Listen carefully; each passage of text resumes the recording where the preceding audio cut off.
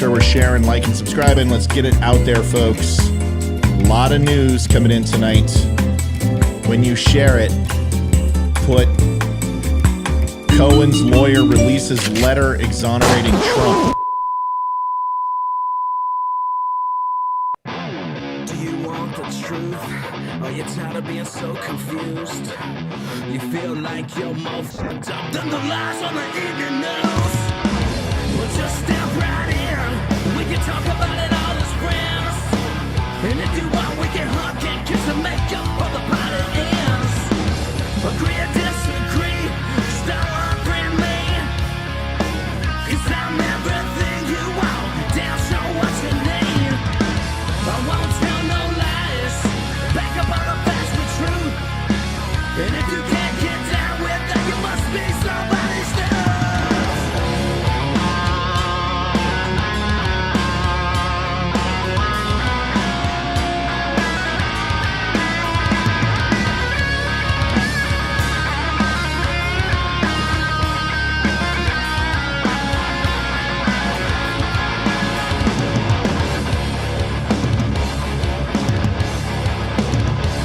Good evening, everybody. Hi, Welcome Matthew. to the Don't It's Unfriend Me Judge show. But Janine, first, let's listen to the and judge. I wanted to congratulate you on the Don't Unfriend Me show at the DUM Show.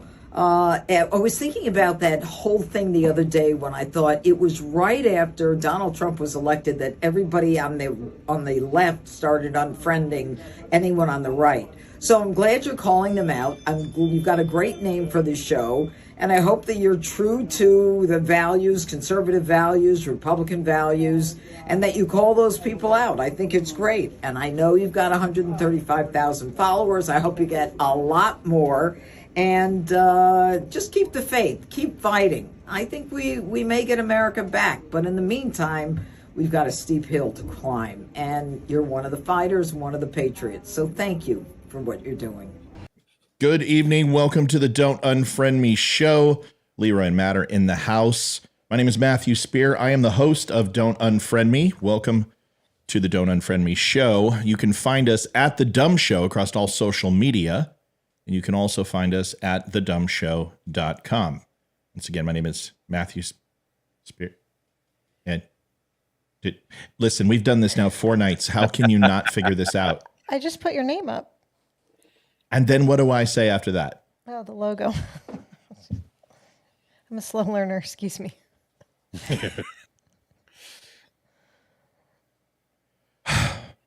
Folks, if anyone's looking to push 2 buttons in about an hour and a half and is available, please let me know. And you can, I should probably do the interview after you're gone. This is the DUM Show. At the DUM Show, you can find us across all social media, thedumshow.com as well. Thank you. This is a great way to segue into Olivia Spear, the weather girl. And she knows how to push that button, of course. That one was instantaneous because it's all about her. Her mom, she goddess, my wife, the love of my life, my princess, my dirty debutante. Yes, my Mexican that thinks ketchup is spicy, my beautiful wife who looks more Italian than Mexican. It's hard to explain, but Olivia. What do you want? You're like really buttering me up for something. Yeah, I've never heard you say that many compliments in one sentence. Let's see. Buttering you up for something. There's really only one thing at my age that I want. And that's to watch my hockey game tonight, but that's not going to happen. This gentleman over here. I'm recording it. Well, there we go. Leroy Jenkins. Leroy, tell everyone who you are. Leroy Jenkins. Folks, I am Leroy Jenkins. I'm the co-host of the Don't Unfriend Me show, founded by our illustrious leader, Matthew Spear. He's allowed me to come on here and express my opinions, and fortunately he finds value, and I hope you do too. Yeah, I think that's fair. Yeah, I think I was gonna challenge, and I'm like, nope, that's pretty good. That's perfect. Except for leader. I'm certainly not your leader. We need the Leroy Jenkins soundbite. You do have the Leroy Jenkins soundbite. I sent it to you. Yeah, you do. I just don't. And if you don't, do you want me to drop it right now to you? Yeah, sure, absolutely. Sure. Not talking to you, man. Talking. No, I don't have it. Can you not hear Olivia? I can hear you. Okay, well then who do you think I'm talking to, sexy britches? All right, hold on a second. Just park down. Is this it? Hold on. I gotta find out if this is it. Let's. Because I went through all of them that you sent me, and it wasn't in there. All right, hold on. Time out. Oh yeah. That's it. Oh shit! Make noise! We're gonna get copyright. Okay. Whew. That was close.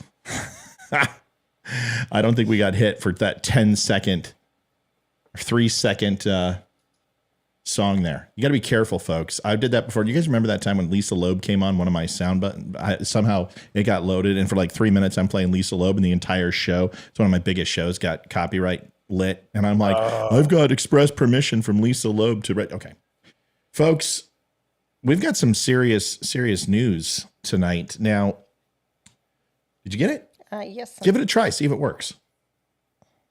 You're going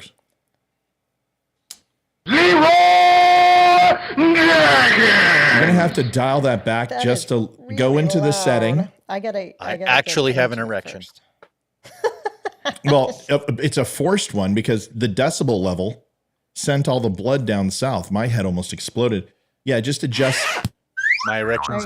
Hold on. Adjust the sound, and I want to get this Leroy Jenkins thing dialed in. Okay. So that never happens again. Sorry, everybody. Really we're getting it going. Hold on. Be patient, folks. I know we're a little bit of slow starters here, but trust me, when we get working, we hammer away. Oh, we get in the groove. Yeah. We get in the groove. We do. We're like let's try. All right, let's try. Lubricated machine. It's pretty good. It's pretty good. Okay. All right. So I'll walk you through. First of all, we had a little live show last night, and it went really well. And sorry, I'm drinking my protein shake and my post-workout shake, and swallowing a lot of air, so I might have some hiccups. Yeah, so am I. So, right. So last night was a good show, but tonight I want to specifically take some laps. Some victory laps. That's one of the big ones. I want to take some victory laps because 3.5 days ago, the Krasensteins, the Young Turks, all news stations came out and were like, Trump's getting indicted. Then Donald Trump at 4:30 Eastern Standard comes out and goes, looks like I'm gonna get Trump's voice down. If I can do Clinton, I can do, if Nancy and I are still looking for the other half of my head.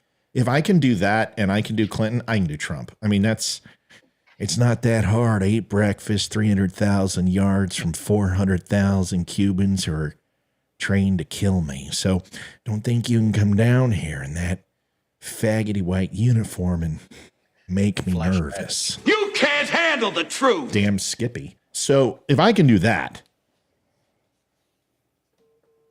Okay. It's my papa. If I can do that, I can do Bill Clinton or Donald Trump. So I'm going to start practicing my Donald Trump. I've got my George Bush down. I got my Nixon down. I got my Kennedy down.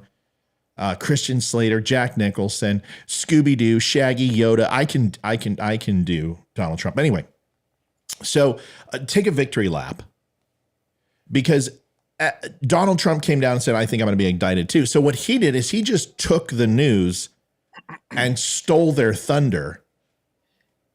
And then everyone found out once there was some light shined and shone on these roaches, these cockroaches. All of a sudden, the truth started to come out, and everyone's like, Bragg in 2017 said this. He waited 7 years. Wait a second. Here's Stormy Daniels on her Twitter. Here's her in her book admitting that the affair never happened, that it was literally a scheme to blackmail Trump, that he never slept with her. I mean, all this crap. And then liberals are just doing what they always do. Russian collusion, Stormy Daniel, P-tapes, right? I mean, this is what they do. It's all they do. Have they ever been right about anything? No. Very little. Can I make Holy shit. Hold on, I'm not done. One quick. All right, get it in there quick. Well, I was just going to say, he never said that he was going to be indicted. He said he was going to be arrested. That's what he tweeted. Well, he said two things. He didn't tweet it. It went on True Social. And he did say indicted too. There were two different things that he said, and indicted was one of them. Arrested and indicted. He said looks like an indictment, blah, blah, blah, blah, blah. And he had like 17 Truth Social tweets. Now, very rarely do I steal from Dan Bongino. In fact, I don't think I've ever stolen from Dan Bongino, but I'm going to steal from Dan Bongino because as I was working out, I was like, this is freaking hilarious. So let's pretend you didn't see Dan Bongino tonight, and I'm going to steal this skit. But here's credit to Dan Bongino and also this gentleman. Livia, what's his name? His name's Sean Ferris. So Sean _ Ferris at Sean _ Ferris. The guy's hilarious. His website is. I wrote it down. I just got to get into it. Of course, my phone would unlock. Do we have a snore sound? Let's find out. Liv, just find the URL. You don't have to find the snore sound, sweetheart. That's good. It's Captain Deplorable 45. Captain Deplorable 45. This guy does Trump impersonations. He does, naughty limericks, and he'll record it in Trump's voice and give him some business, right? Let's take care of this guy. So let's pretend you didn't hear any of that. Ladies and gentlemen, I have an exclusive audio clip from Donald Trump exclusive to the Don't Unfriend Me show. That's right. No, it wasn't on Dan Bongino. This is for the Don't Unfriend Me show. And you have to listen to it. And here is his reaction to Bragg, the indictment, the supposed arrest, exclusive to the Don't Unfriend Me show. Here it is.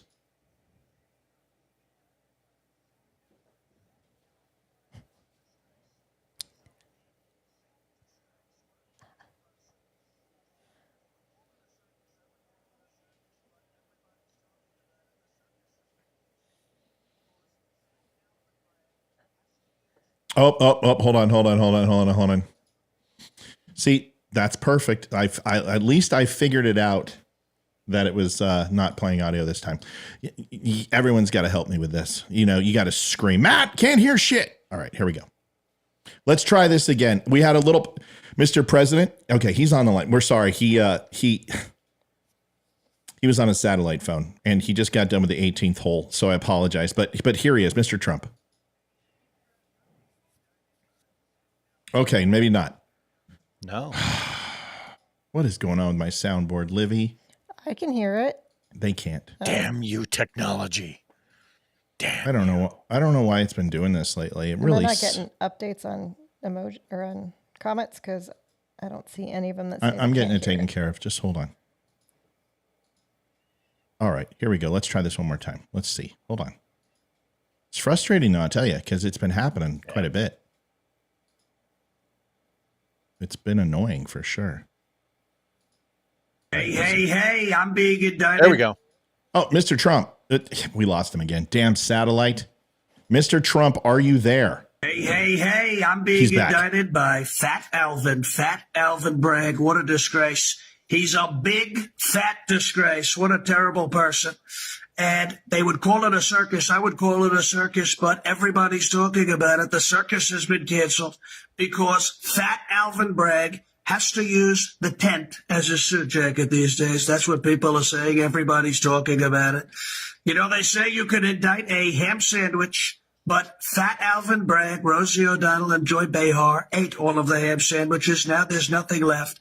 Fat Alvin Bragg, soft on crime, tough on Twinkies, believe me. Wow.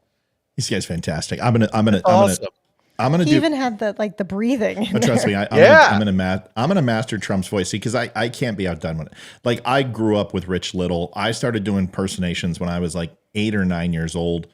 I love doing them, and I don't do them enough. Like, I used to do them all the time, and I would be like I would get so crazy with them. I would take a recording of them and look at their voice meter inside like Premiere and audio files like GarageBand. And then I would do mine and I would try to match up and find out where my pitches were off and not. It's crazy, right? But you always know you have a good impersonator when their facial features follow the voice. And like when you're doing De Niro, right? You got the eyes. He's like, talking to me, right? You got the face, and Jack Nicholson same way.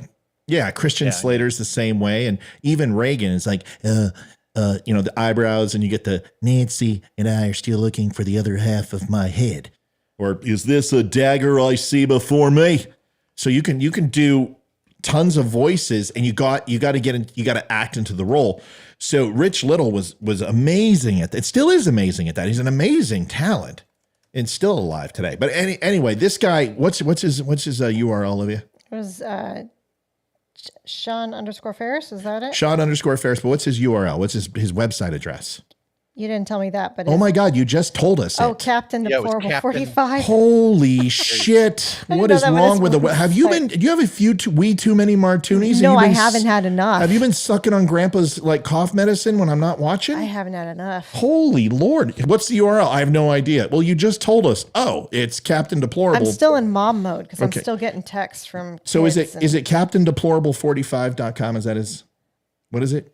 It's Captain Deplorable 45. 45.com. That's his URL. So give Sean some love. I don't know the guy. I don't know anything about him, but I'm going to try to have him on the show. He's a big Dan Bongino. He's a friend of the show, so I'm sure he's not going to come on my show. But I love his voice. He was amazing. It just cracked me up. So anyway, this is the thing. I receive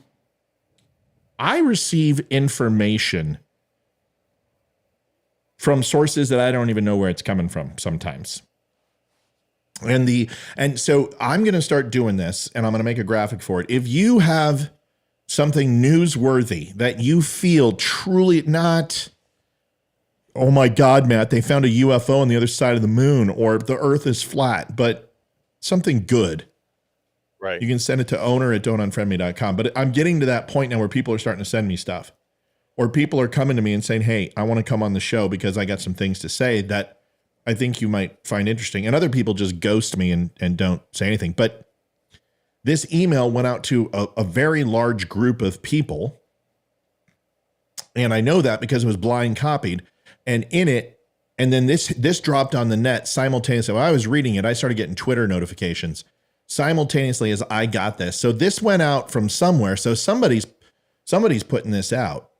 And it's important because essentially it exonerates Trump. And that's pretty important. McDermott, Will, and Emery, these are actually attorneys for Cohen. Now, it says highly confidential. That doesn't mean shit. This isn't a government document. But This is to the Federal Election Commission, the Office of Complaints Examination and Legal Administration. Attention, Crystal Dennis, paralegal, blah, blah, blah, blah, blah. MER2313 is a reference file. So whatever case, that's probably case number, I would assume. MER stands for America. And it says, Dear Mr. Jordan, I'm writing on behalf of my client, Michael D. Cohen. If you know who Michael D. Cohen is, it's the dickhead lawyer for Donald Trump that basically rolled rat on him. In response to your letter dated January 30th, 2018, specifically this letter responds to the complaint numbered MER2313, which was filed with the Federal Election Commission by Common Cause and Paul S. Ryan. Everyone knows who Paul Ryan is. Douchebag. Right. In a private transaction in 2016 before the presidential election, Mr. Cohen used his own personal funds to facilitate a payment of $130,000 to Miss Stephanie Clifford. Neither the Trump organization nor the Trump campaign was a party to the transaction with Miss Clifford, and neither reimbursed Mr. Cohen for the payment directly or indirectly. Right. Or indirectly. Contrary to the allegations in the complaint, which are entirely speculative, neither Mr. Cohen nor Essential Consultants LLC made in any kind contributions to Donald Trump for president or any other presidential campaign committee. Mr. Cohen has not been a government employee during any of the relevant time period. The payment in question does not constitute a campaign contribution or expenditure, and therefore the FEC lacks jurisdiction over this matter. The complaints have not and cannot present any evidence to the contrary. Accordingly, the complaint should be dismissed. Please contact me at your earliest convenience if you have questions regarding this letter. Stephen M. Ryan, counsel for Michael Cohen. Now, there's a couple things. that come to mind, and one of them is holy shit burger. That's like the smoking gun. That's like Lee Harvey Oswald waving from the grassy knoll. A photo comes out. That exonerates Trump. Because the lawyer, and then I'm gonna give it to Leroy, if the lawyer's lying, he can be disbarred. He's making a false statement on behalf of his client on a letterhead, under perjury, notarized, signed, sealed, and delivered, swearing that not only was there not a payment that was involuntarily made or voluntarily made, there wasn't a payment. Cohen never got the money back. Now, you can say that maybe in Cohen's contract, there's a discretionary fund of a per diem that he gets of $50,000 for pay. It doesn't matter. The whole point is that Trump knew it, bribed her in order to get elected. That was filtered through the campaign. It's all bullshit through the supposed shell company for the campaign. All of it is bullshit. Leroy, I want to get your thoughts, and I got a couple other things to say. Well, and so the letter itself is damning, isn't it? I mean, when you hang the last 3 years worth of news headlines out on this whim that basically says, look, Donald Trump is a bad, bad man. And we know that he paid Stormy Daniels, who is Miss Stephanie Clifford in this letter, $130,000. And now we just have to, this is another one of those cases where it's painfully obvious to some that the Republicans, they tend to look at a crime and try to associate that to a person. But the Democrats, at least in terms of Trump, man, that's not what they do. They're looking at a person and digging in the past to try and find a crime. And this is an absolute pristine case of that. And so you end up with this situation. It doesn't matter what the dollar amount is, by the way, folks. It doesn't matter. No, it doesn't. Doesn't matter if there is a statutory to be a felony versus a misdemeanor. But once you clear that, it doesn't matter. Well, what I'm saying is it doesn't matter if it's $130,000, $1.3 million, or $13. The fact of the matter is it was later then annotated in the letter that neither the Trump organization nor the Trump campaign was party to the transaction, basically clearing Trump. He had no knowledge of it, wasn't even there. I'm going to say something. Go ahead. And so that's the end of it. That's the exposure of a giant, what Matt was posting the other day. It's a giant nothing burger. There's nothing there that you can get them for. I am going to say something, and dare I say, now you're supposed to say dare. No, you say it twice. Triple dog dare you. No, wrong movies. Blazing Saddles. Son of a bitch. I don't know what movie you're talking about. What is that? Blazing Saddles. It's Blazing Saddles. I haven't seen it. Shit. Oh, my. You haven't seen it. Well, when you showed it to me, I didn't like it, was bored and didn't pay attention. Remember, you know what? So I'm already having a problem with you tonight, and now you're really, really solidifying my decision. I'm going to say something that I said I would never say on the show, and all of you who are like, Matt admitted it. Matt said it. Oh my God, it's true. No, stop, and listen to the words coming out of my mouth. Rush hour. This is why we're friends, folks. I have listened to Donald Trump scream from the rooftops now on China virus, P-tapes, spying on his campaign, FBI agents planted in his campaign, that Hillary Clinton was responsible for the birther movement with Obama, that the Ukraine call was perfect, that Joe Biden, the corruption of getting the prosecutor fired, was something that Donald Trump absolutely wanted investigated, but along the crime of money laundering and sex trafficking that happened in Ukraine, and that's happened. His complete endorsement of ivermectin and hydrochloroquine, where he talked about vitamin D and sunlight was a natural killer of COVID. It was. He didn't say put bleach in your body, you idiot fucking liberal morons. He's talking about bleach bath and a disinfectant, which you can put a level of disinfectant into the fatty parts of the body. But see, these people don't know anything. They're morons. You talk to any nurse and they'll tell you that there's practices to disinfect the fat cells of the body where a lot of bacteria can form and a lot of bad juju forms. But see, Trump doesn't fill in the gaps like that because he talks plainly to people. Yeah. They'll take me at face value because I'm not a doctor, but I understand the concept, but I'm not going to talk to you like a doctor. I'm going to talk to you like a human being. I'm not going to be Fauci. Well, it could be, it couldn't be, it might be, but wear a mask and don't. And 3 of them today. Absolutely not. But not tomorrow. That would be impossible. But next week, right? Fauci, what the hell did he just say? So I'm going to say something, and here it is. No, Sharon. No, Sharon. Don't go there. Sharon's like, Trump has been right. Election issues too. This is not a chance for all the people who do the stolen election to come out and say, but I'm going to say this.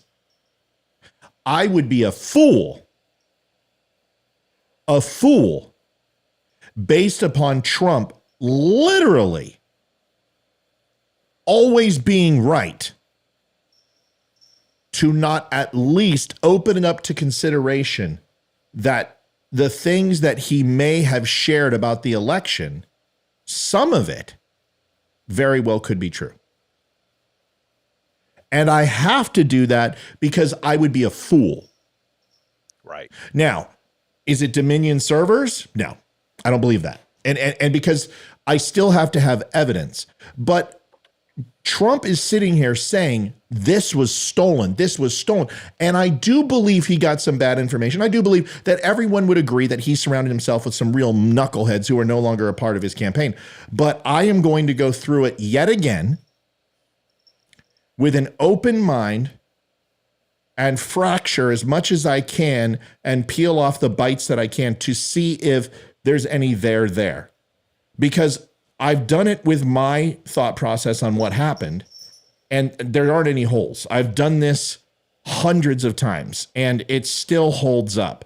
But what I am going to look at is the way Democrats responded to every time he said stolen election is exactly the way they responded to Stormy Daniels and Mike Avenatti and P-tapes and Russian collusion and wiring his home office and spying on, people in his campaign and setting him up and spies inside of his administration. Every time he says it, it's like, oh, Donald, you're a conspiracy theorist. And it makes me question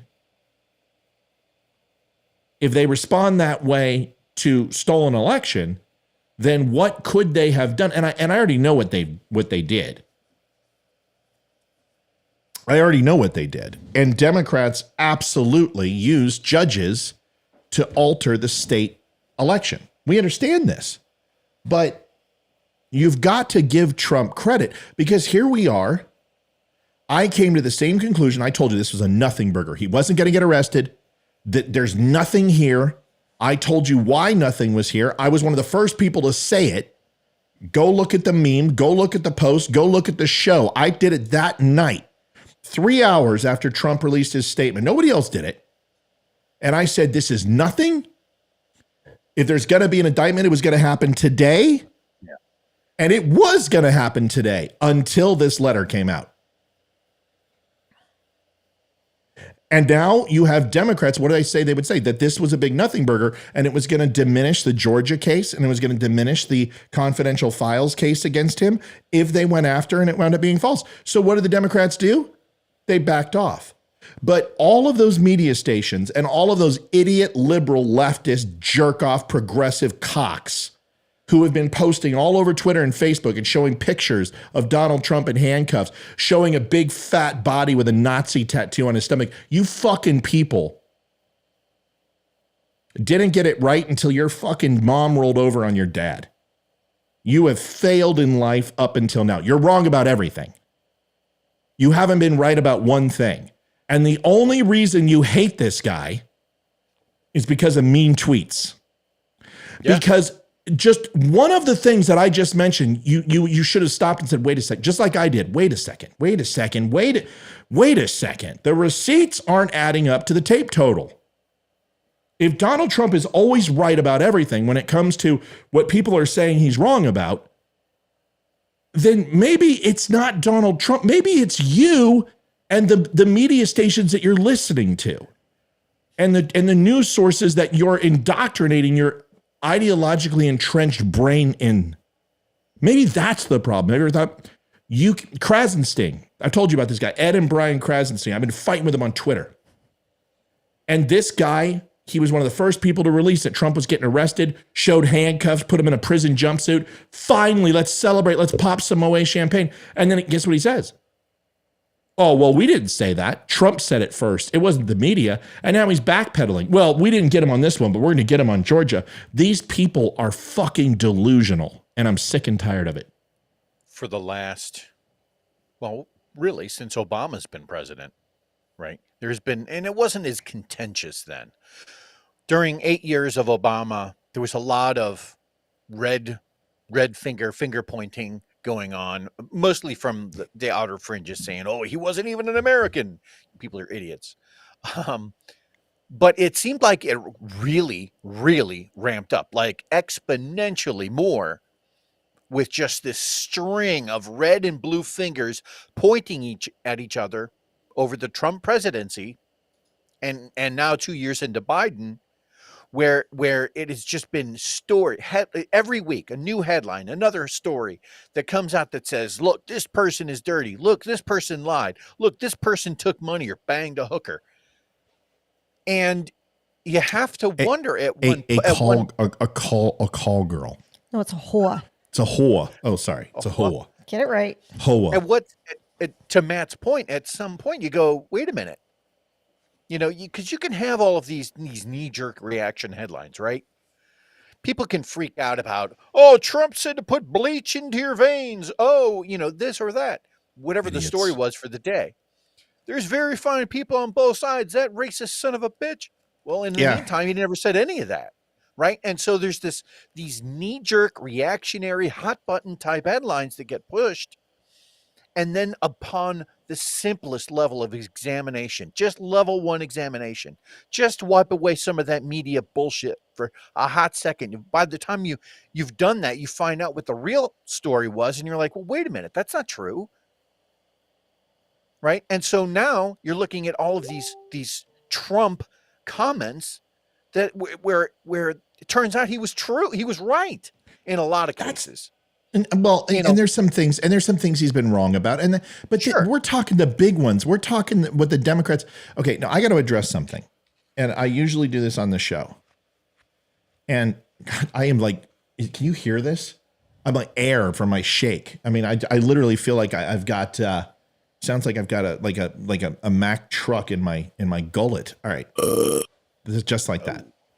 But it's not, it's like inside it's doing. All right. Anyway, listen.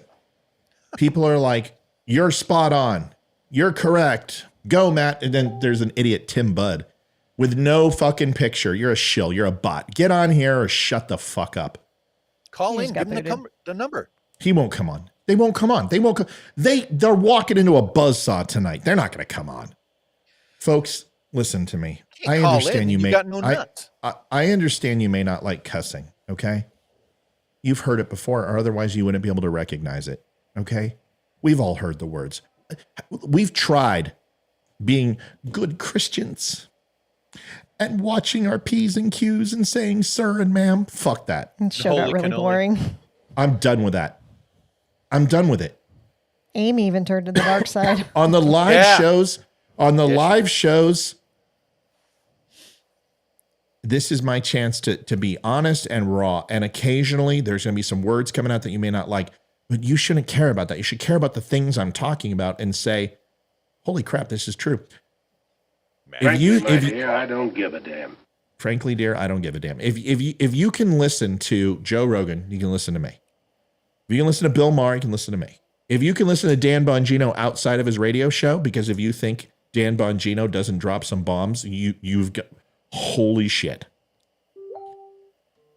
What is that? It's Shut it down. Turn it off. Close it. Whatever it is. It's the messenger. It's on Facebook. I can't not turn it off. It's the group chat. Get out of it. Get out of the group chat. Okay. Because it's coming through the computer. Yeah. Okay. So yeah, just get rid of it. I don't care. If people are talking to you, then they can do your phone. Why are you doing it on your phone? It's not me. It's no, wait, stop. Livy, look at me. Hold on, everybody. Livy, why are you on your phone? That's not what's coming through the computer. It's Messenger through Facebook, and people are messaging your group chat. And everybody stop messaging the group chat, please. When we're doing show, 86 the group chat. I don't understand why we should be watching the show. Everyone get off group chat. Tell them, ask them, say get off group chat, please. Or delete the group. One of the two. Okay. So sorry, it's every 5 seconds it's beeping and it's gonna drive people off the show. Yeah. So whoever's doing it, just stop group chatting. I know all the moderators are probably all, but you don't need to do that right now. All right. So you've got a situation where we've got to vent somehow. And I'll be transparent with you. Dropping an F-bomb, I don't care anymore. I've tried not to cuss, and honestly, I'm not as effective. So you're gonna have to embrace it. You're just gonna have to embrace it, or do what my mother-in-law does and watch my recorded shows, because I never cuss on the recorded show. I never cuss on the recorded show. And if it gets really bad, just maybe jump off for a few minutes. So this whole Trump thing, I'm not saying that I believe everything Trump says, but what I will say is that he has proven the Democrats wrong more often than proving them right. And there's something to say about that. Absolutely. If you can expose a certain number of their lies, right, during the course of any sort of examination, if you can do that and say, well, that's a lie, and that's a lie, well, shit, that's a lie. And most of the things that come from the left side of the aisle have been painted with, this embellishment brush.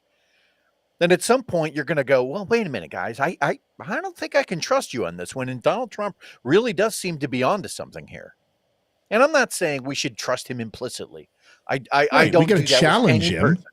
Yeah, absolutely. Yeah, you got to challenge him. I mean, but here's an example. I mean, during the debate, he said that Joe Biden was bought and paid for by China.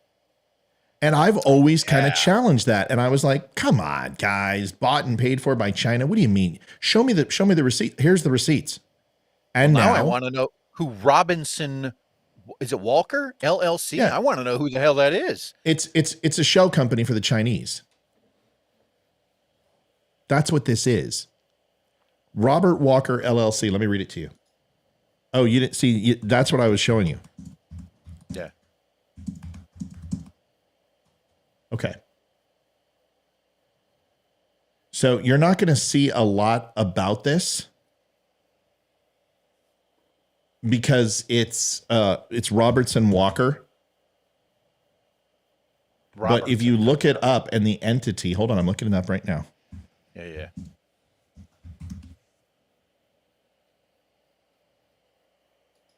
So I'll give you the full story. Businessman suspected of kicking back Chinese cash to Biden's asked to testify at the House oversight. Let me just turn down the brightness here. Oops. Okay. Well, that's terrifying. So House Oversight Committee James Comer on Friday sent a letter to the Biden family associate Rob Walker asking him to participate in a transcribed interview with committee staff one day after subpoenaed the bank records revealed Walker doled out more than $1 million to the Biden family members after receiving a $3 million payout from a Chinese energy company. Leroy, did you hear that? I did. The actual amount, by the way, is $1,065,692 doled out between March 6th of 2017 to May 8th of 2017. Yeah, they got the graphic up. So they can see it. Oh, I didn't know if they. Yeah, I got the graphic up, right? But it's okay. Don't be sorry. Some people can't see that small writing. So this guy works for a Chinese energy company, and all of these are the receipts. It shows different accounts, some to Biden in quotation marks. You know who that is. It's Joe. Of course it's Joe. Then you've got Haley Biden, Owasco PC, First Clearing LLC, Owasco PC, JBBSR Inc. It's Joe Biden something. RSTP. What's his middle name? Joseph R. Biden. Okay, because I was going to say it could have been JBB Senior. Yeah. So it doesn't matter. The point is you've got $1 million. Okay. If you want to know how politicians get rich, this is how politicians get rich. If you want to know how Nancy Pelosi has $300+ million, the Clintons have $300+ million, it's all insider trading and $150,000 on the lecture circuit. And they create their charity group and they funnel and launder money through their charities. That's what the Clinton Foundation was. It was a giant fucking money laundering scheme. Haiti still is waiting for their money from the Clintons. Pardon the language, but this is the way it's going to be. I don't have time to do anything else. I don't have time to curb my frustrations. You have direct evidence of Joe Biden being bought by, let's just, okay. I want you to think about this. I want you to imagine, liberals, that Ronald Reagan took $1 million from Soviet Russia and the Politburo. What would we have done to Ronald Reagan? What do you think would have happened to Ronald Reagan, Liv? Right. I have no idea. He would have spent the rest of his life in prison. Absolutely. He would have been, because not only is he a commie for taking the money, is that he pretended to be tough on Russia. And thousands of FBI agents and intelligence assets were lost in the war between the FBI and the KGB and the CIA and the Politburo. And Absolutely. He would have been seen as a war, not a war criminal, but he would have been seen as treasonous to America. China is considered to be our biggest adversary, the biggest threat to America on the planet. You've got Vlad Putin and Xi Jinping having a conference today where they are heard over a hot mic saying that the first time in 100 years, there's going to be a global change. That's a little scary. Well, actually, it's also completely false. It's false, but Russia fell. We all understand. When we go down the Bolsheviks, we can look at 100 years ago, what happened to Russia and old Mother Russia being lost. What he's saying is either A, Mother Russia is going to regain its dominance and bring Russia, all of Russia together, which isn't going to fucking happen. Or B, that the United States is essentially going to be knocked down a peg or two. Either way, it's an inadvertent threat with two very large, well, one very large superpower and one person who is a pseudo superpower and pretends and can't even take Ukraine. But it should scare people in the sense that this is the goal. Can I point something out? Yeah. All right. When you have both of those documents, I mean, if you wanted to throw up on one up on the left, one up on the right, it doesn't matter. If you have those two documents and basically one of them shows evidence, physical freaking evidence that basically says that the current administration took payments from this Willy Wonka LLC from China Corporation, right, in the amount of $1,065,000, right? But your focus is on $130,000 paid out to a call girl because you don't like mean tweets. Then I question your ability to successfully navigate to the bathroom and brush your teeth on your own in the morning. You have to be more critical in your thinking than to realize that this isn't a complete smokescreen, that you are being bamboozled You have to get to that point. Question everything, folks. But they won't. You've still got people. You got Willie Nelson over here, Glenn Johnson, who's probably smoking a fucking doobie and drinking Pabst Blue Ribbon. This is honestly the dumbest shit I've ever listened to. But and see, my response, if you watch CNN, I highly doubt it. Glenn, here's the thing, Glenn. And people like you are just a dime a dozen. The only thing you can do is ad hominem attacks. There's a phone number. You want a phone number? Why don't you call in? Call in, man. Why don't you call in, and why don't you challenge one point? I'll let you have 5 minutes to say whatever the fuck you want, Glenn. And you can look for love in all the wrong places if you want to, and come on here and we can do it together. And I promise you this. I want you to say one thing that's a lie that I said. I want you to go ahead and point out one thing that I was wrong on. Just one. Just one. And I'll give you, Leroy, hold on a second. I'll give you $1,000 cash. If you can point out one thing that I have said that's wrong, I'll give you $1,000 cash. And not only will I give you $1,000, I will PayPal to it right now to your PayPal account, and I'll do it live. And I'll make sure that I block out your account and my email address, whatever, and I'll send you the receipt. You can come on, get on the phone with me and be like, oh my God, I just got $1,000. If you're so fucking smart and you're so shit hot, come on my show and tell me why that this is the dumbest shit you've ever listened to. Because here's the problem. I'm going to give you $1,000 to prove yourself right. The question is, are you a man or are you a pussy? Go ahead, Leroy. 804-504-1955. Call in now if you want to try and get that $1,000. $1,000 cash. I'll even pull $1,000 cash. Go to the ATM right now and have $1,000 right here for you, and I will personally fly to your house and give it to you and apologize. And you can bend over and I will kiss your ass. Wow. I will put my lips on your Levi covered ass. We're not doing it bare. That's not worth just please. $1,000. Let's see if you got the moxie. 804-504 and 1955. And Glenn, here's the thing. If you don't call in now, that will be the dumbest thing that you've ever said, because you're going to look like a complete cuck. You're going to look like a jizz mopper. So you got to decide. Are you a man or are you a mouse?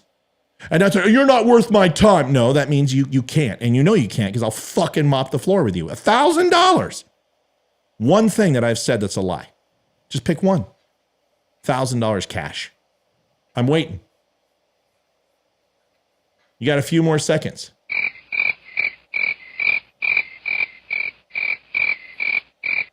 Fucking Ryan says he's a Navy boy. He will, in fact, literally place his lips on your ass. Wow. I'm waiting for this guy. Is he coming? Is he coming? Matt and I both had our shots. See, I've offered $10,000 to people on the show, and they're like, poof, they disappear. This is the problem. Yeah. The only thing you're good for is surface level thinking. You have no guts. You can't do this. You make fun of me, but you don't have the balls to do this. I put myself out here every fucking night, and I don't know who's going to come on. I don't know. It's unscripted.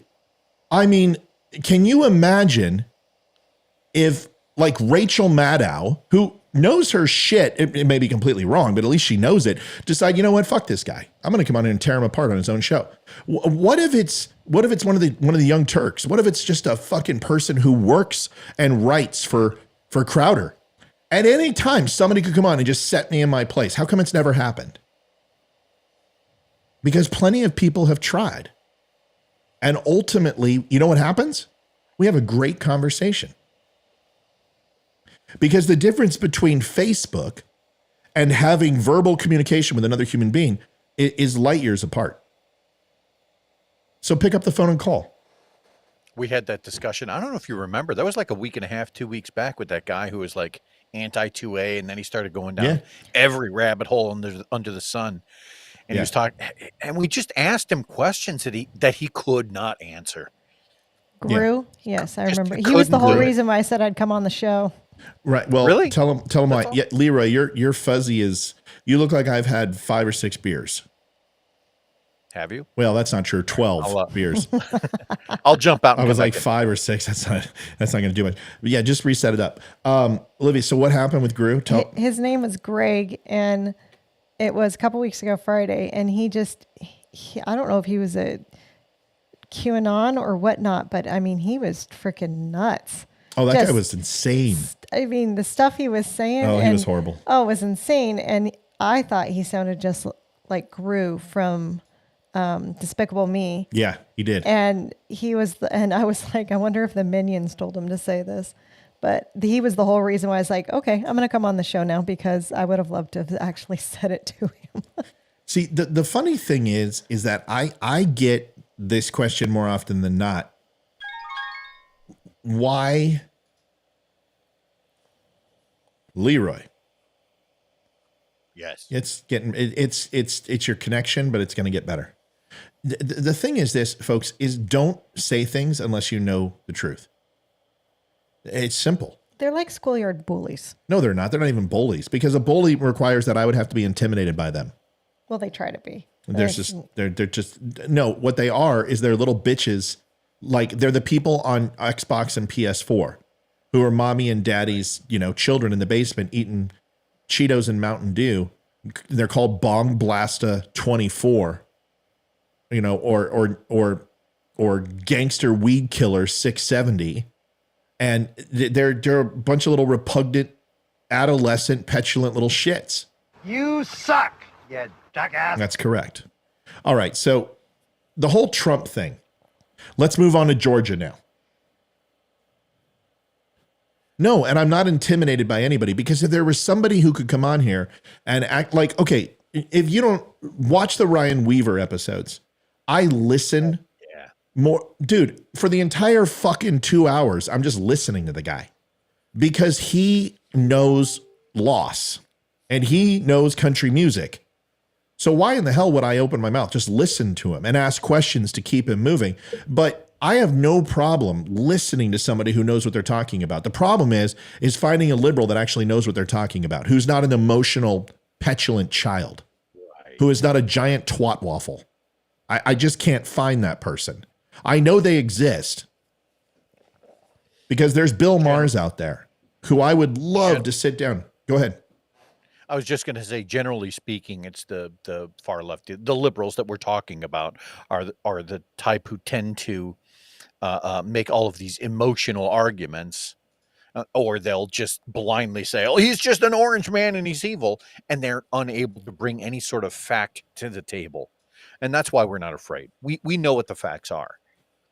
Well, and I would like to make that distinction still, that this is all about liberals, and liberals are no, not anymore.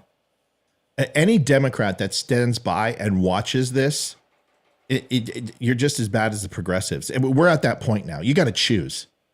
You got to choose. And your party, you're so fucking blind.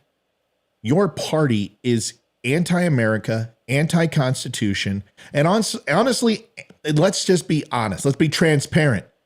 You're self-loathing, closet, white Anglo haters. Yeah, you hate white people.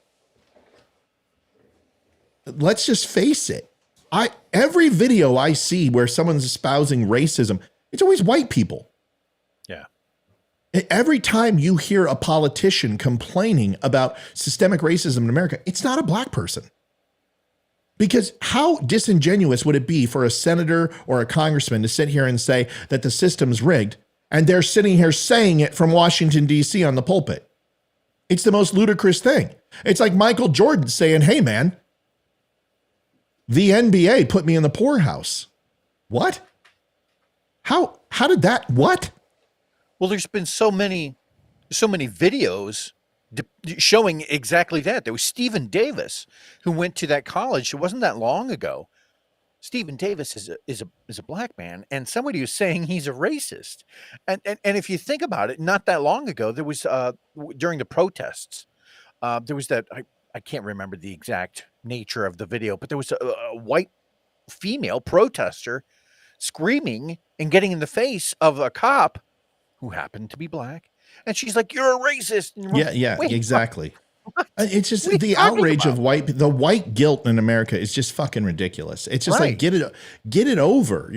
Listen, Yeah. divorce your husband, go marry a person of color, have children with a person of color, live with them for a little bit, and get over your fucking guilt. Yeah. Go if you're that guilty and you feel that horrible, well then go and learn as much as you can, because I'm telling you right now, most black people that I know, and it's a list, don't sit around and go, "Whoa, he's fucking me." Right. They understand it takes hard work, that it takes discipline. They've pulled themselves up and got out of situations that were horrible. We see it in the military. Leroy and I know, because one of the most predominant recruited people in military are African-American youth. And gives him a pat. It's ridiculous to sit here and say, because I can tell you tens of thousands of success stories through my retail career. And that's not an exaggeration in any way, shape, or form. And systemic racism is a fucking myth. Because in order to be systemic, you have to be able to point out a law. It's made up bullshit by the left because they need something to hang their hat on. I'll tell you what they need to hang their hat on. Here it is. If your party is about handouts and social programs and taking care of poor, uneducated people who live in the fucking inner city, then if you get them to elevate and get out of the inner city, have family values, get an education, and give them a great paying job out of the hood, then you lose your voting base. And what is the point of getting your entire base doing something good for them? Because ultimately, if you do, it turns them into Republicans. I'm sorry, now play it. You were talking about the ghetto. I know, but not when I'm on a rant. I mean, I was just like, what the? So don't you guys understand? If Republicans are all about freedom and they're all about success in the American way and moving yourself up and capitalism and everyone, all boats rise at a high tide, and the other party is about poverty and to keep you down, and that the policies are against you and the system is rigged, what benefit is it to that party to actually do the right thing? Leroy, go ahead. Sorry, Liv. I didn't know what was happening. Go ahead, Leroy. Completely agree with that. I think that the entire idea behind this country does, and remove the labels just for a hot minute. Just say, look, there are no Democrats, there are no Republicans. Fine. If you read the actual context of the Constitution and the Bill of Rights, right, and you take the ink that's on those pages to heart, right, and form some sort of moral and ethical base based off of that, what do you come up with? You come up with the words liberty just recited over and over again. You come up with this idea that government is supposed to be small, not based on one that offers handouts. You come up with this idea that people are that they know more about how to lead their lives than a government does. It's an acknowledgement of that. And I think if we can get to that point as a people, right? Think about this. It wasn't that long ago where the Democrat Party actually used to say shit like that. I mean, they used to say, ask not what your country can do for you, ask what you can do for your country. How did we change that far from just the 1960s? It wasn't that long ago. How do you pull a complete 180? Here's how. Because it's not unlike a crack dealer or any other organization that tries to get you hooked on something. They realize that if they can give you a handout, that you will become subservient. You will end up addicted to those services. You will end up in a point where you absolutely have this dependency on them. And that's what the Republicans are basically saying. Look, you don't need to do that. If you really do embrace liberty, then you control your life. And the government's not here to buy that way for you. That's not what it's for. It's there for you to go out and get it. That's what this country was founded on. Sorry, go ahead. But it's antithetical to the Democratic Party's platform. Their goal is to get you more free shit and get you dependent upon the government. Why can't people see that? It doesn't make sense. And I'm not sitting up here and saying, oh, white people are subjected.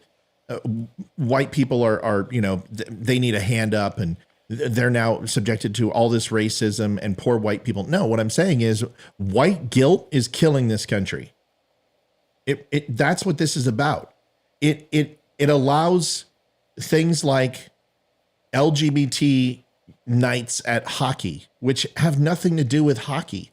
If you don't feel inclusive at a hockey game, let me help you. The next time you're at a hockey game and you're gay or you're homosexual, lesbian, transgender, bi, curious, rainbow spotted unicorn, whatever you are, and you're sitting next to me and you're wearing a Los Angeles Kings jersey, okay, I'm going to look at you and go, when you're in Colorado with me and we're watching a hockey game, I'm looking and go, what the fuck, you fucking queen? Get that piece of shit jersey off. Will that make you feel that's inclusivity? That's what hockey fans do. We bullshit. We bust balls. We joke around. But they're the nicest fans in the world. I love going to games. Yeah, hockey fans are great, but don't say that we don't like talk a little shit to each other. But that would be okay. But if I say that to you, you're going to be like, "Oh my God, I feel so." You know what? Most gay people I know would look at me and they'd be like, "Bitch," and we would laugh. We would laugh. Because they're not so fucking wound up tight as a drum that they feel that because they put their peen somewhere that I don't, or they accept something inside of them that I don't, that somehow I have to accept it. What does it matter? Why does it matter what you do in the privacy of your own bedroom means so damn much to you that I have to accept it? It's not that I don't accept it. I just don't care. So if the whole LGBT, the whole pride thing, right? Because that's what they're doing in their bedrooms. So do we now have to have a porn night? Because, I mean, it happens in the bedroom. Come on. Porn Donald night. Trump was the first to start that. Right? Yeah, Donald Trump. It's allegedly Donald Trump started porn night. Yeah. I don't know. Maybe we should have Stormy Daniels night. We should. I don't know. I just. If everybody wants to feel inclusive, nobody will. That's the truth. There's no such thing. Listen, okay, when you walk by and you see a group of people and you think they're talking about you, the chances are they are. That's called high school. When the pretty girl would make fun of you, or the jock would beat up the nerd. This happens. You get selected over in a job. You get picked last in football every time you play flag football. This is called life. Not everyone gets a fucking trophy. Not everyone wins. This is the way it is. I think it started with the No Child Left Behind Act, because that's go more into generation. That. Go more into that. But I mean, everyone gets a trophy. I'm sorry I was short on you in the Cartman thing. I literally couldn't hear. And it was so loud in my headset, and I went tone deaf. So it's one of those things. I'm sorry I snapped, and I love you, and I apologize. You're doing a great job. Keep it up. Just don't ever fucking do it again. Okay, go ahead. Yes, sir. Go ahead. Sure. Don't do it. Don't. She does the Boston accent, and I'm like, putty. Sure. She does the sure, and I'm like, yes, ma'am. Go ahead. So it's everyone gets a trophy.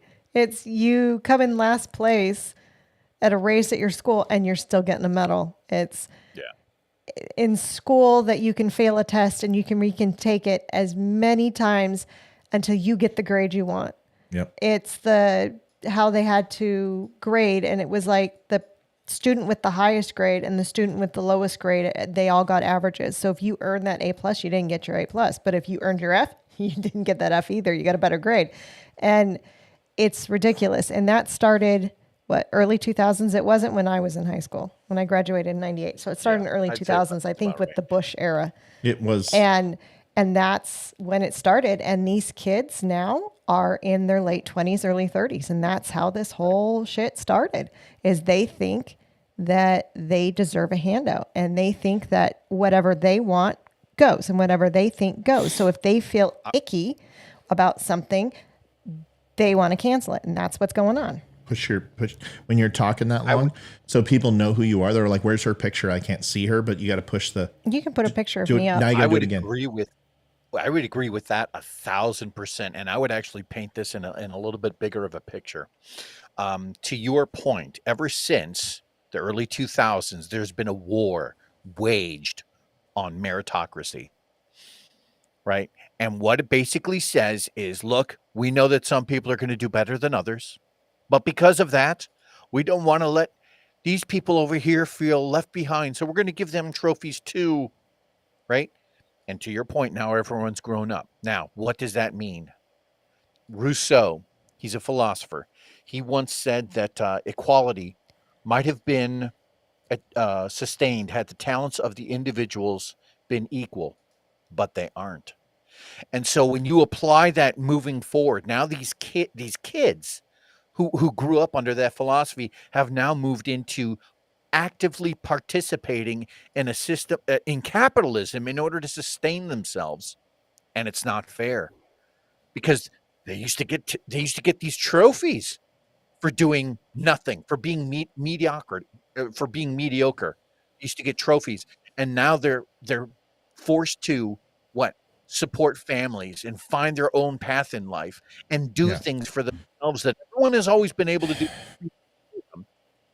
right? But now they're being forced to actively compete, and they can't handle it a lot of times. It's not just that. Listen, I'm real clear. Some children deserve to be left behind. I'm sorry. Yeah. It's called survival of the fittest. I'm That's sorry. the way it's been since I'm sorry. We need ditch the beginning of time. You've had your chance, both of you. Shut it. No, I'm kidding. The world needs ditch diggers too. The world needs ditch. It's called a joke. So lighten up. Jeez. Leroy's going to go smoke a bowl. Liv's going to get Liv's going to get another glass of wine. Actually, reverse that. Leroy can't smoke a bowl yet. He has never smoked a bowl. Anyway, okay. So here's never to the NSA or to the DEA. No, I really never have. I know you haven't. Okay, whatever. Wink, wink. So what the whole point I'm trying to make is that the world needs ditch diggers too. One of the greatest lines ever was in Caddyshack, where Ted Knight, the judge, is walking down the fairway, and Denny is trying to hit him up and stroke him for a freaking scholarship. Yeah. And, he's like, oh, well, Judge, I go ahead and hit a 7-iron. He hits a 7-iron. He's like, damn, Denny, good job. Thanks, kid. That was a great, thanks for that. Really. And, the judge is being nice to him, but he's kind of a prick. And Denny's like, well, he's like, so what are your plans for summer? And he's like, well, I'm going to do this. But he's like, well, okay, well, that's good. But time to get serious. What are you going to do after summer? What are you going to do after school? Well, I was hoping to go to college, but, my parents can't afford it, blah, blah, blah. He's like, well, the world needs ditch diggers too. I got to go to college. I got to. Danny, this isn't Russia. Is this Russia? This isn't Russia, is it? Nah, I don't think so. No, it's not Russia. So the whole thing is, I kind of take the same mentality. My daughter goes, Dad, I want to go to a 4-year school. I'm like, well, that's dependent upon my job. That has nothing. Either you go ahead and get straight A's and get a scholarship and have a skill set that the colleges want to give you a scholarship for, or you're going to go to state school because your dad can't afford $45,000, $75,000 a year. So you got to go do something else. And that's just the way life is. And I didn't have my college paid for. I had to go to the military. And some kids are going to get left behind, and it's going to be harder. And sure, your first 20 years of life, once you're 18 to 20 years old, they might be hard. And you might eat ramen, and you might sleep on a shitty bed. And, you might have to reuse the same condom once in a while. Hey, man. Gross. Whoa. That's a bit too much. Oh, you can't do that? No, that's so gross. I meant to say reuse the same plastic bowl. Did I say condom? Whoops. Never happened to me, folks. Oh my goodness. I used a plastic bowl as a condom once, was what I was trying to say. Anyway, but you understand my point. Yeah, it gives everyone character. You got to eat pizza sometimes in the morning for breakfast. Sometimes you don't have any milk, and you say, well, would a beer be okay with cereal? And you find out it's not. But you power through it. Go ahead. If people don't have that adversity, if they don't have anything to overcome in life, if everything is just continuously given to them, then there's no point for them to work towards anything, and they'll never grow as a person. That's it. It just comes down to this. There's no such thing as no child left behind, because there always will be children left behind. Because even if you say it, there's still going to be kids homeless and starving on the street. We turn a blind eye to inequity in this country. And there's a difference between equity from a financial standpoint and an investment standpoint, and looking for equity and equal outcome, because equal outcome is impossible, because everybody's different and we all have different skill sets. Look at Stormy Daniels, the things that she can do with a ping pong ball. And a horse. And a horse. I can't do that. I can't shoot a ping pong ball from across the room. Not without a serious like Nerf gun or something, but that woman has talent. And she is better at that than I am. So how are we going to create equal outcome?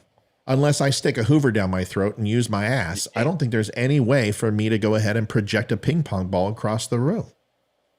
There have been relatively few countries who have tried to get serious attain now? equal outcome. Oh, a little bit. And there are places like Russia and North Korea and China. And we don't want to be like that. No, we don't. Because all of that is false.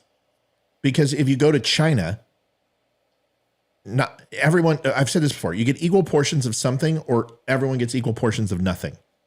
And ultimately socialism enriches the top 3%. So the chances of you, and capitalism isn't perfect. You know, people are like, well, 50% of the country is going to be, struggling. Right. But it's better than going to China where 97% of the country is struggling. I mean, what odds do you want? Do you want a 50% chance of reaching the American dream? And here's the thing. The one thing about the American dream that's the greatest is hard work will never hurt you. It'll never hurt you. And if you put the dedication and time into it, it will happen. You know how many times I could have quit this show? And I didn't. People like Leroy talked me into staying sometimes. I wanted to quit. But you just keep going and you keep pushing and some days are better than others. That's the way it works. KJP had something to say, and I'm going to stick up for KJP today. Because I usually don't. First of all, her outfit is fucking horrendous. Wow. Horrible outfit. She should never wear orange. No. I don't know what it is, but it doesn't look good. Well, but even an orange suit on anyone. Yeah, it's just don't wear orange. Okay. Now that we've established that. Uganda, who gives a shit? I mean, no offense. If we don't care about the hundreds of thousands a quarter that die, what do we fucking care what their government does? I mean, really, can we stop pretending? If people actually knew what happened in third world countries and how many people died a day or how much genocide there was, they would shit themselves. Nobody cares. So let's stop pretending. But she made a very good point without knowing she made it. So let's listen to it. Right. She has no idea she made a great point. Here it is. I want to say one thing at the top. We have grave concerns with the passage of the Anti-Homosexuality Act, AHA, by the Parliament of Uganda yesterday, and increasing violence targeting LGBTQI+ persons. If the AHA is signed into law and enacted, it would impinge upon universal human rights, jeopardize progress in the fight against HIV/AIDS, deter tourism, and invest in Uganda and damage Uganda's international reputation. The bill is one of the most extreme anti-LGBTQI+ laws in the world. Human rights are universal.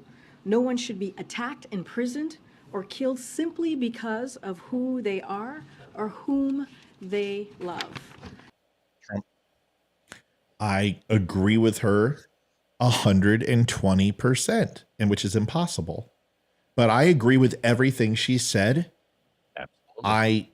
I appreciate, I wish she would have called out Saudi Arabia, one of our biggest allies that still throws homosexuals off buildings.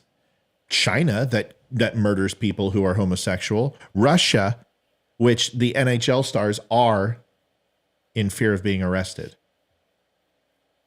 because certain areas of Russia, it's illegal. We'll talk, if you want to talk about it, we can. I looked it up. So, but what did she really say? Now, this is great, right? This is what's known as happenstance or serendipity. She struck gold when digging for clams. A happy accident, fortuitousness.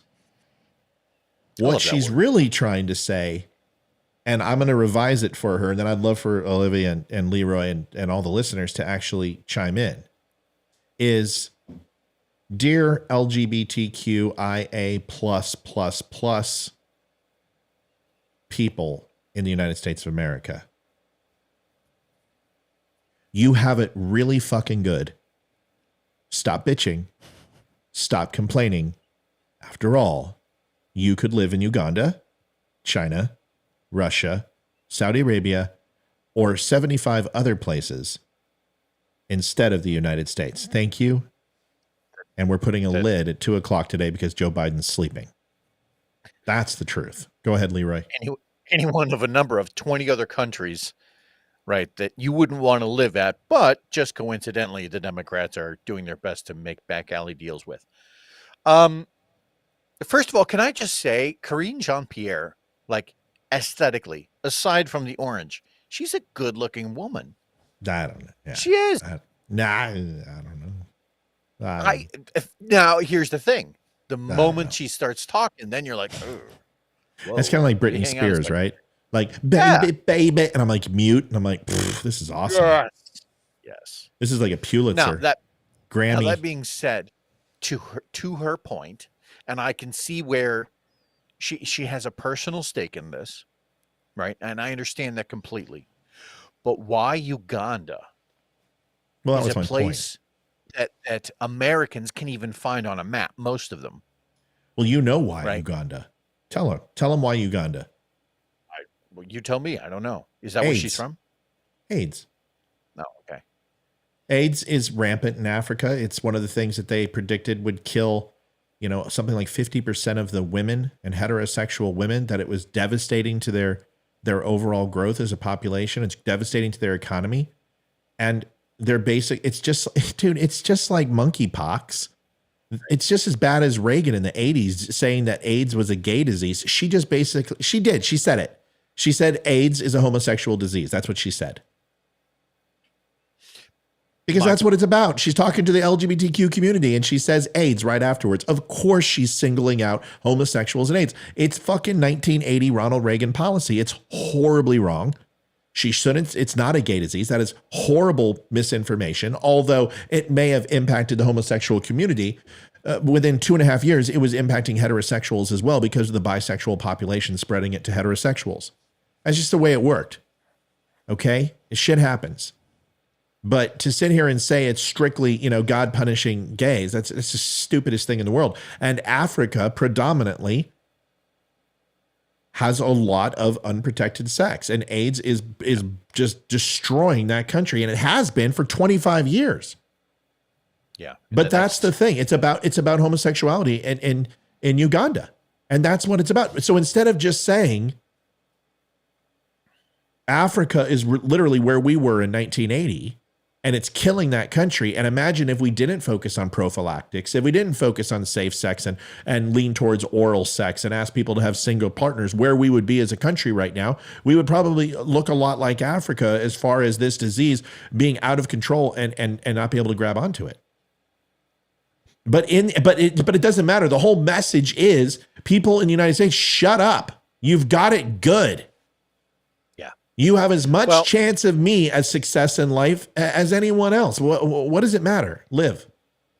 I just don't understand why America thinks they need to be the world police. Oh. If another country wants to do something, let them do it. Why do we have to get involved? I guarantee Uganda is going, okay, we don't care what the fuck you say. We're going to do whatever we want and pass our own laws. The truth is Uganda didn't get the message because most of them don't have TVs. Let's be honest. I mean, it's ridiculous. Can we deal with our own problems on the home front? Why do we have to go deal with everyone else's? I don't know, but one of our listeners, Collective Genius Inspirations, unless someone does needles or has blood transfusion, I don't know any straight person with AIDS. I know it. I did know a ton of people with AIDS. I went to school with somebody It's who straight. died of AIDS. Yeah, that's maybe you don't, but I do. Yeah, I know plenty of people with HIV who were straight, or had a partner that was bisexual. And listen, I didn't say. Listen, I'm not okay. I am not going down this hole, because here's what it comes down to. To say that that was meant to. You give me a rim shot. Oh, give me a rim shot too. Yeah, give me a rim shot on my rim shot. We could do this all day long. Give me another one for the rim shot joke. So here's the thing. This is about to explode. Give me another one. This is about to come to a head. Oh my God. Listen, this is a very sticky situation. Listen, this is a slippery slope we're on. You missed one. Slippery slope. I'm looking at you because. Just give me one more. Okay. Okay. All right. So a virus does not have racial, sexual, religious discrimination in its DNA. It's a virus. It impacts and infects indiscriminately. Okay. So let's not sit here and say that because somebody doesn't personally know anybody with AIDS, but I know 5 gay people, that somehow your anecdotal evidence means that AIDS is subjective only to homosexuals, because that is a completely blatant false lie. It's just not true. Maybe it's not a lie. It's just inaccurate. That's like saying that COVID only affects people who are unvaccinated. Right. Same lines as that. Right. It's not accurate. Okay. But predominantly what we need to understand is in the straight community, when it comes to a certain age, most of us have one partner and are in monogamous relationships, but I wasn't. I mean, shit, I'm shocked that I don't have something. Shocked. Olivia's shocked too. Oh no, I'm just happy. Oh.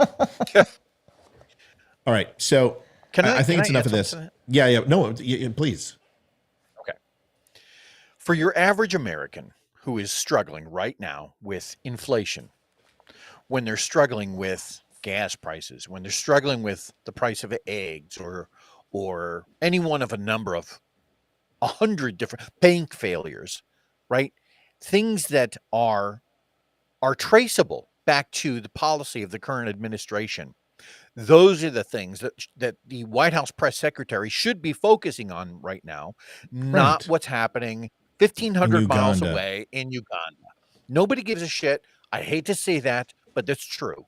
Nobody cares. Right? I mean, people do care generally. They would say if they could wave a magic wand to get rid of AIDS, that would happen. I'm sure of it. But the fact of the matter is most Americans cannot find Uganda on a map, and they're struggling right now.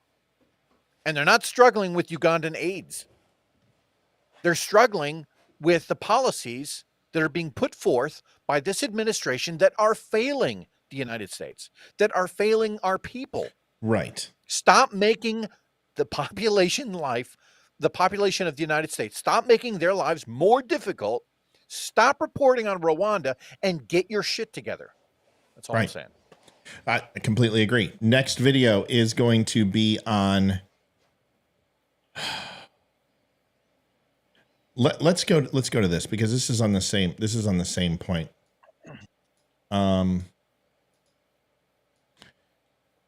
Ziggy Marley's dad decided to go ahead and make, listen, this was on C-SPAN and this was live, and I almost shat myself when I heard it. This is Kamoa Cambone. Cambone. It doesn't, if you say his name backwards really fast, it's black racist.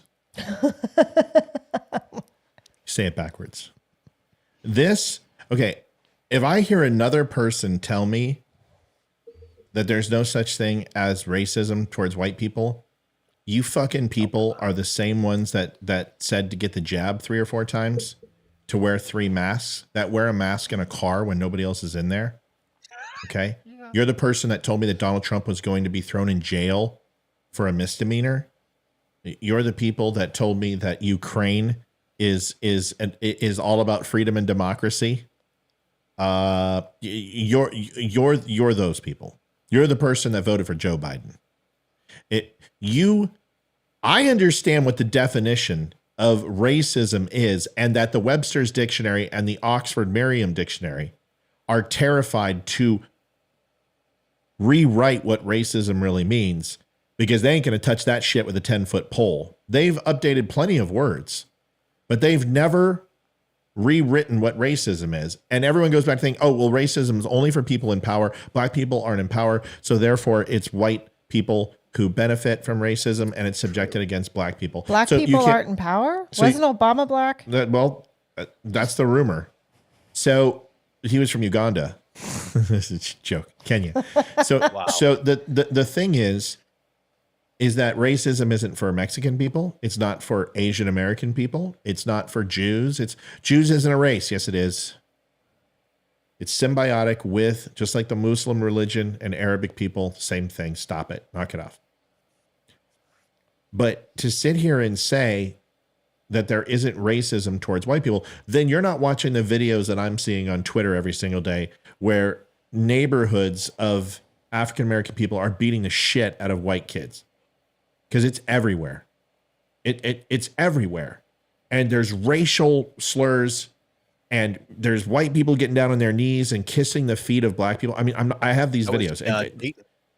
That was at a school here in Dayton where a group of kids surrounded a white student and said, you know, that you have to swear allegiance to BLM. And I'm not saying, just as much as I'm not going to say that LGBTQ and all that, and I'm not saying that this is a big deal, because it doesn't happen to me. Nobody does this to me. But this type of shit needs to be watched out for. And here it is. Listen to this. This is going to blow you. This is going to blow you away. And the one idea is how we are going to exterminate white people, because that, in my estimation, is the only conclusion I have come to. We have to exterminate white people off of the face of the planet to solve this problem. Wow. Now, I don't care whether you clap or not, but I'm saying to you that we need to solve this problem, because they are going to kill us. And I will leave on that. So we have to just set up our own system and stop playing and get very serious and not be diverted. And the one idea is how we... First thing is I wasn't, but now I may. It's like white people are going to kill us. No. I had no desire. But after hearing that, first of all, and second, you're the author and owner of Blacknificent Books. Olivia's going to pee herself. Oh, I don't know if you saw my face when he said exterminate white people. I was freaking mouth dropped to the floor. Holy shit. That changes that. Apparently he hasn't been to Chicago, where all the black people are killing other black people. It's not the white people killing black people. Jesus. Gives a whole new meaning to that. Hey, where the white women at? It gives a whole new meaning to pigs in a blanket, fry them like bacon. It's not about the police anymore. It's about, if you're white, you're the enemy. And I want you to imagine on C-SPAN some white person coming up there and saying, if you're black, right. Can you imagine? The fact that he got some applause for that. The fact that he even got a platform. Yeah. But you know what? That is not classified as racism to the left. That is woke. That's worse. That's hate. That's hate speech. That is hate speech. That's definition. No. You don't understand. That's woke. Okay. No. You're both wrong. How do I not understand? You're both wrong, because that is... Excuse me, you're not black. You're being racist right now, both of you. You're both being racist. You need to stop. You need to check your white. You need to check your white privilege, both of you, right now. I'm going to mute both of your mics. I'm going to. You know what? In the sake of the First Amendment, I'm going to ban both of you from this show. If you don't recognize your whiteness right now and your white fragility, and your white dominance, I'm going to ban you both for the sake of freedom of speech. Now you need to stop and listen to this man because he has lived it and you need to hear his truth. I thought no. It's her truth. There was no his truth. It's all her truth.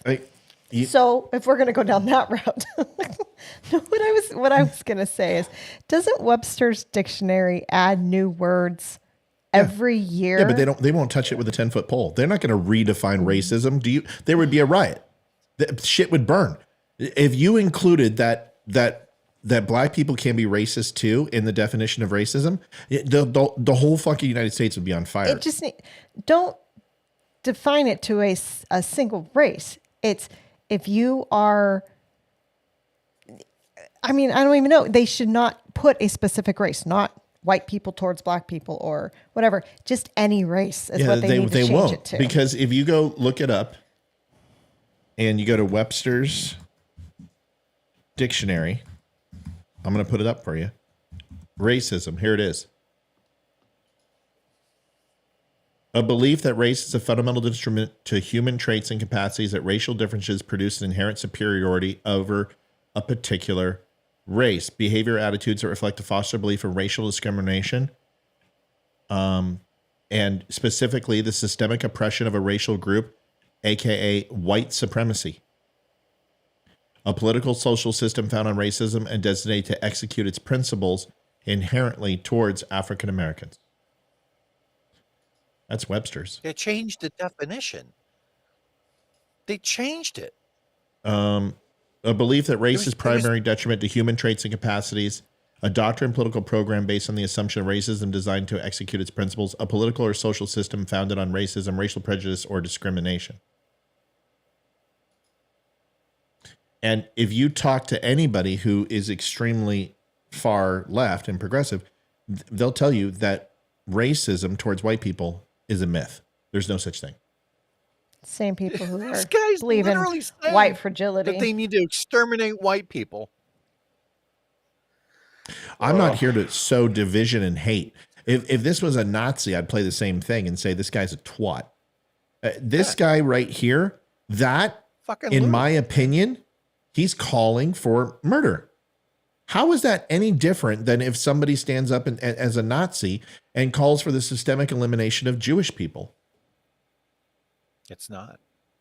So the whole thing is that this point that racism is only one-sided, and because the white man is in the majority and 71% with the Latino population mixed in, 63% without, and somehow because of that number, African Americans can't be racist towards white people. Bullshit. And here's the thing. There are some white people that need to be despised and hated from the African American community. Sure. I agree. And they should not like white people, just like we shouldn't like Robert Nazis. Byrd was one of them. Right. So, yeah. And, just because our president eulogized 4 of them doesn't mean that we should all feel the same way. But just like I should admonish some black people who believe that white people should be exterminated. I don't like this fucking guy. It has nothing to do with the color of his skin. It has to do with his intellectual capacity as a human being and his ability his inability to feel compassion for others. I would take it one step further. I would say that it is because basically his recognition that skin color matters makes him the racist, not me. Right. And that his entire definition of, listen to me. Okay, I'm going to say it out loud. This guy's not from Africa. What are you doing? You've probably never been. Right. You're probably from New York, Chicago. I don't know where you're from, but what are you trying He's to? Honestly, probably from one of the whitest cities in America. Right, you're not from Africa, man. How do I know that? How do I know that? Because you've got a upper Chicago West Side mustache. I have been to 3 African countries. And I've been to 2. And I've never seen anything. Nobody's ever seen I've never seen anything like this. This is complete bull. Maybe in some far off tribe that doesn't have running water and roads, maybe. But this and I'm not making fun of it. You're making fun of my heritage. No, this is cultural appropriation on your part because you've never even been there. You don't, it's just stupid. I love you. Love you. I don't understand it. And it's not about that. If this guy was literally wearing a kilt and had a freaking, had a horseshoe in his kilt and was wearing a leather smock, and he's got red hair and he's up there and he's talking with a Jersey accent. And why are you dressed as a Klansman from Scottish Highlands? Right. Klansman. Oh, this is my heritage. You're a freaking loon. I don't understand it. But this certainly doesn't. This guy looks like Marley, but he's like an evil Marley. You know how Mario has an opposite, Wario, who's his evil twin? This guy may look like Bob Marley, but he didn't listen to one damn thing Bob Marley ever said. Obviously. I mean, at some point, you would want the same standards to be applied to everyone who calls for violence towards anyone else. You would want a level, a standard there to be applied that says, look, you can't say this, and God forbid some riot did break out where somebody actually got hurt and the finger could be pointed back at him because he was the one who incited it. You would want that guy thrown in prison for a period of time. Okay, someone just put up another definition of racism, and I'm going to show you I'm not crazy. I don't know why you read the. Do you understand with a definition, there's multiple definitions, and sometimes there's segmentation where it'll say 1, 2, 3, 4, 5, 6. You have to read them all. Right. You just don't read the number 1.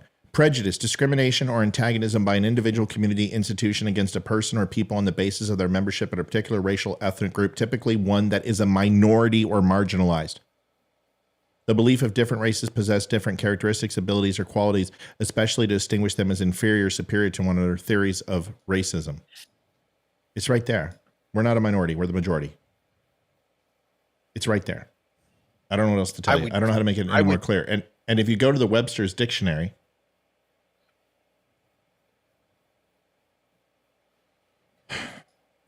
there's multiple definitions, and I read these all. They're right here.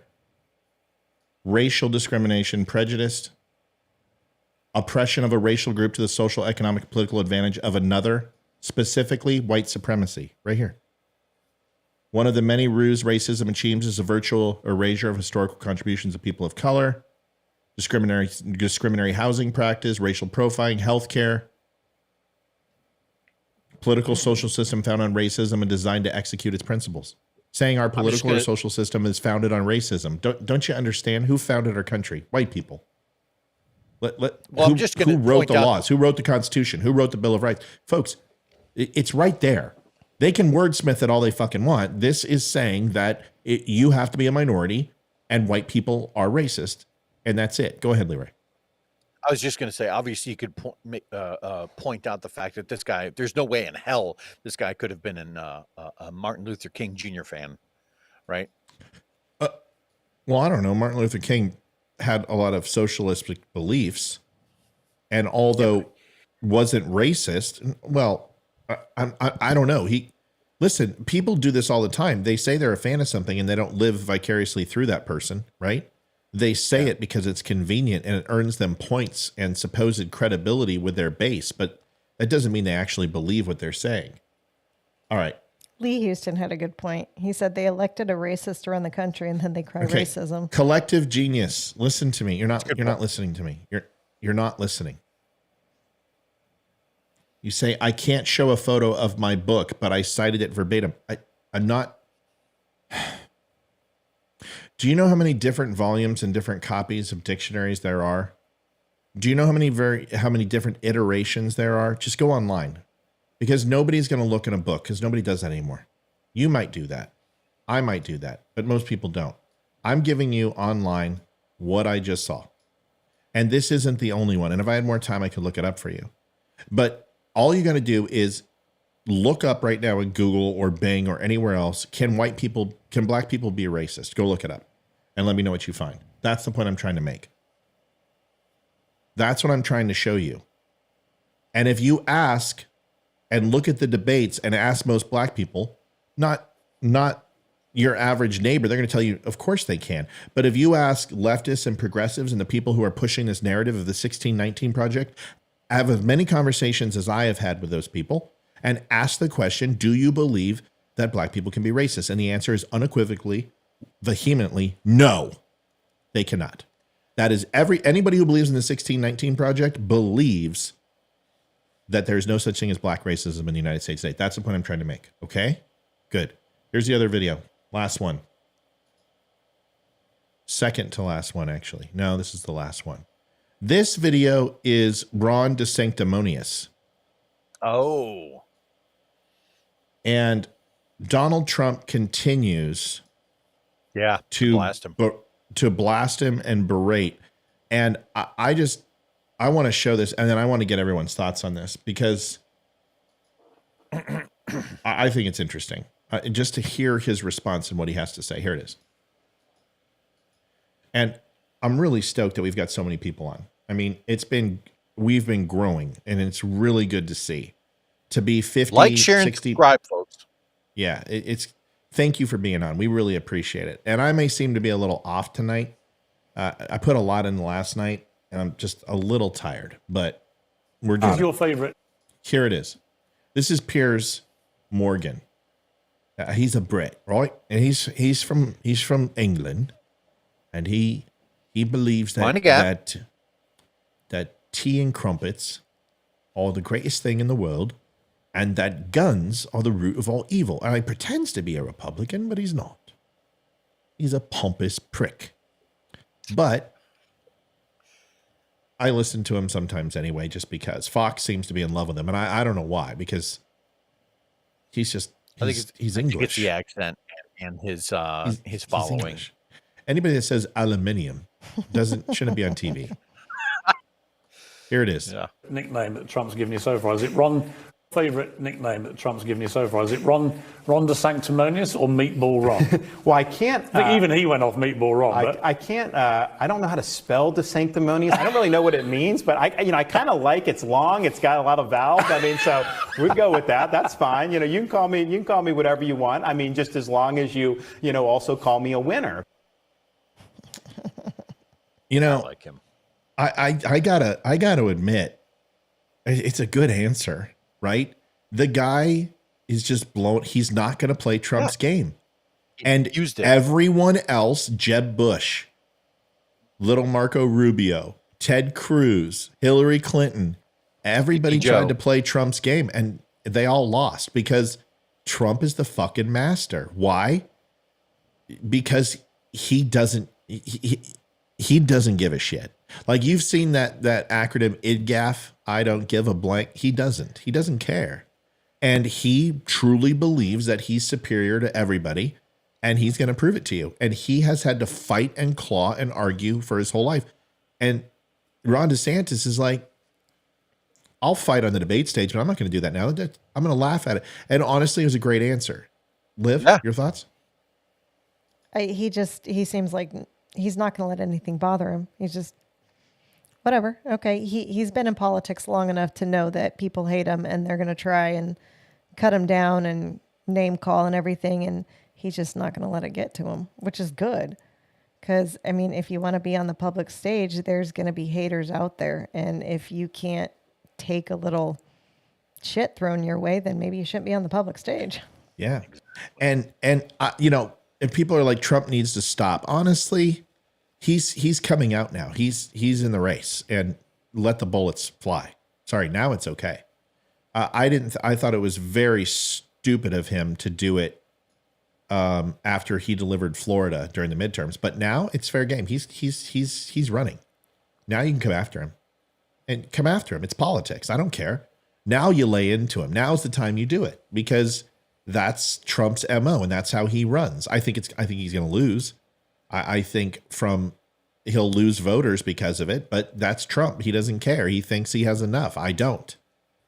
He needs to bring in the middle. But Ron DeSantis is quietly looking presidential and acting presidential.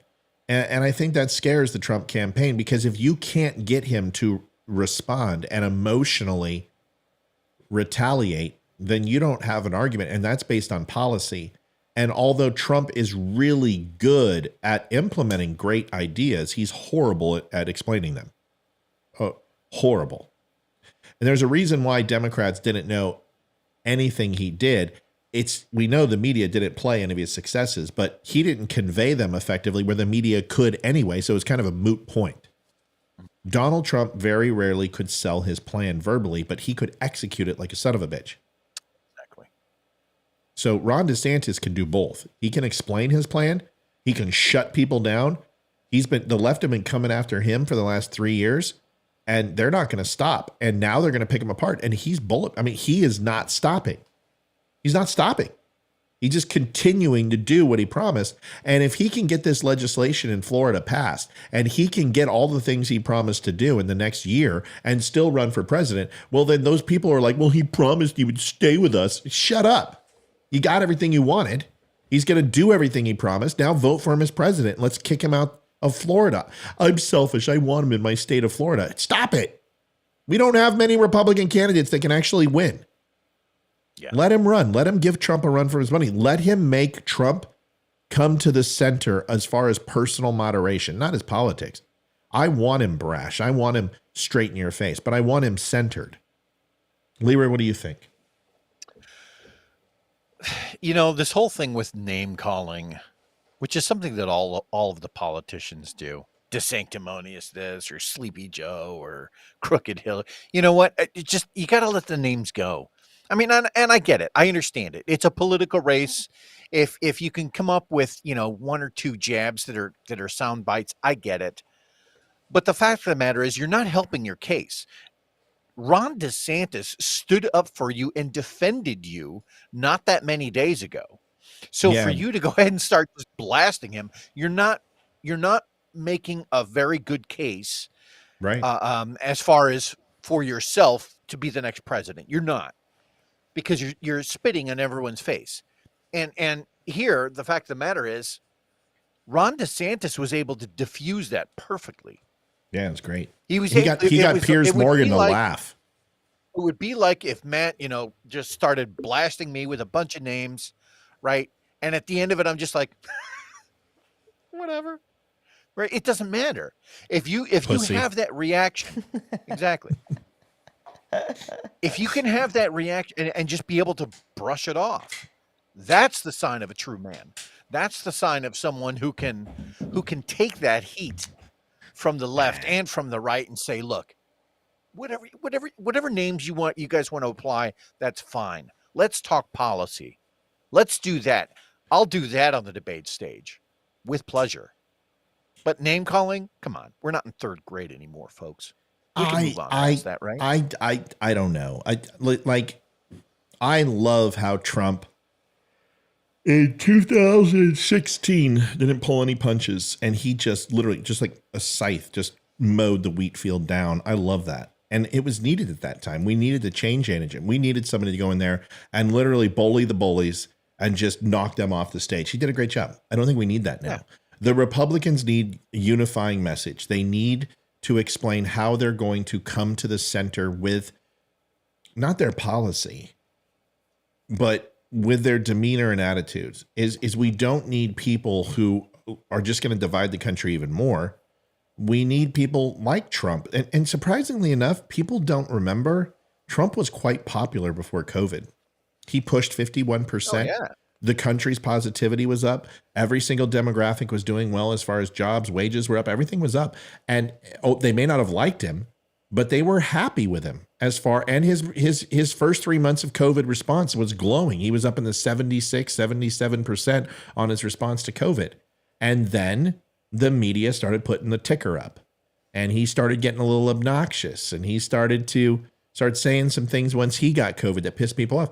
But it comes down to Trump is great when he is focused and task orientated on what needs to be done.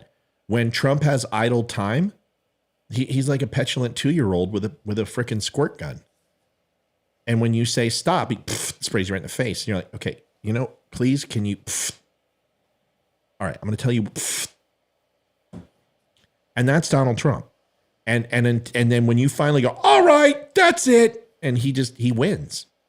He wins because he will yell louder than you. And he doesn't care. He'll sit there, nope, nana, boo-boo, stick your head in doo-doo. Nope. And you're just like, it's like arguing with a fucking 4-year-old. Ron DeSantis isn't going to do that with him. I think that was a tactic that worked for one presidency. I think if he continues this, rather than take anything more seriously than name calling, if he continues down that path, I do not see a path for him forward into the White House. I don't either. I don't either. And I've been saying that for a while. So let's see. And I love his policy, and I love how he goes for the throat. But do that with China, do that with Russia, do that with North Korea. Leave Republicans alone. Ron DeSantis and people like him are the future. Ron DeSantis has another 30, 40 years in politics. I mean, for God's sakes, he's just starting. You know what? He is the future of the Republican Party. He's one of them. Just chill out a little bit. You sound like a grumpy old man on the lawn. I hate all the negativity. When it comes to political ads, if it's a negative one, I don't even listen to it. I pay more attention to the positive ones. I don't like it. There's positive ones? Yeah, there's very few, but yeah. If there is one, I'll listen to it. But I don't like the negative ones. Yeah, I'm not a big fan. Folks, this shirt came out today. Just a regular dad trying not to raise liberals. Came out just for you. And if you think I'm being sexist, I'm not. I found a woman. Wow, she's stretchy. Says just a regular mom. Did you just say she's stretchy? Yeah, she's good looking. She looks like you. She's got the brunette hair, and she's milfy. Code for? Yeah, she's hot. Okay, she's hot. Just a regular mom trying not to raise liberals. It's available at the store. It's a cowboy boot with a crown, a queen's crown on it. Both are available in men's and women's sizes in all variant colors. Please do me a favor. Stop by the store. Take a look. And get 10% off by ordering on your entire order. There's no minimum. You get 10% off by using the code DUM10 at thedumshow.com. Leroy, your final minute, sir. My final minute. I think that first of all, this has been a great show. I'd like to see Liv more. I'd like to I don't know.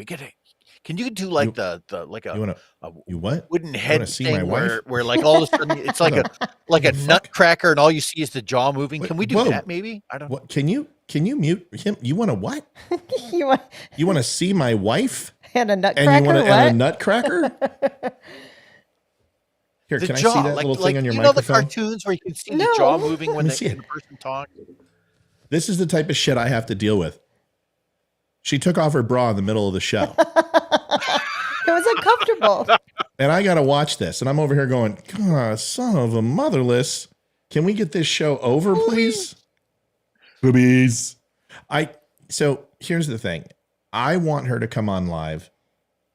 And I think what we should have is a small little circular, have the iPhone pointed at her, and it'll be far away. Nope, she doesn't want to come on camera. She doesn't want to come on camera. You can put a picture of me up, but I don't want to be live. No.